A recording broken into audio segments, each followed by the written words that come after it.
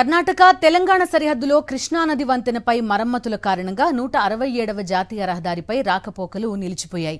దీంతో ప్రజలు తీవ్ర ఇబ్బందులు ఎదుర్కొంటున్నారు. మహబూబ్ నగర్, రాయచూర్ మధ్య నిత్యం వేలాది వాహనాలు నడుస్తున్నాయి. విద్యార్థులు, ప్రజలు, ఆసుపత్రులు, నిత్యావసరాలు, సరుకుల కోసం రాయచూర్ వెళ్తుంటారు. శక్తినగర్లో పనిచేసే ఉద్యోగులు పెద్ద మొత్తంలో ఈ రహదారిపై రాకపోకలు సాగిస్తారు. మరమ్మతుల కోసం 45 రోజుల పాటు ఈ రాకపోకల్ని నిలిపివేశారు. మరిన్ని వివరాలు మా ప్రతినిధి విజయభాస్కర్ అందిస్తారు.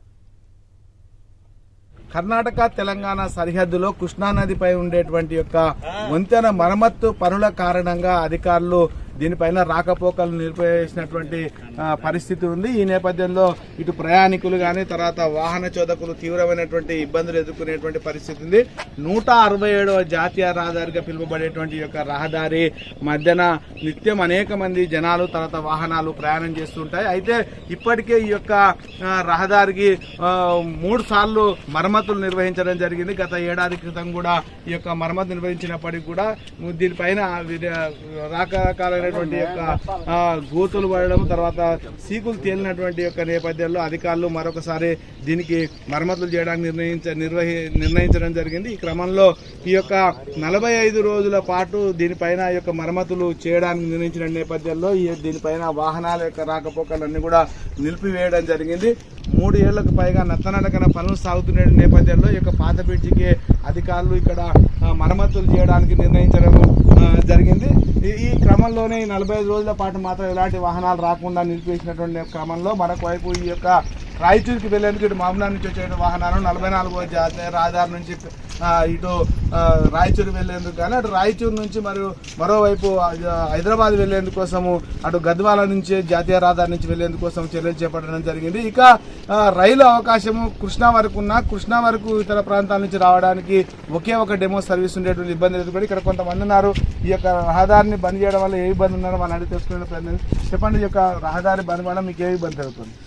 Sir, daily up and down చేయడానికి చాలా ఇబ్బంది అవుతుంది.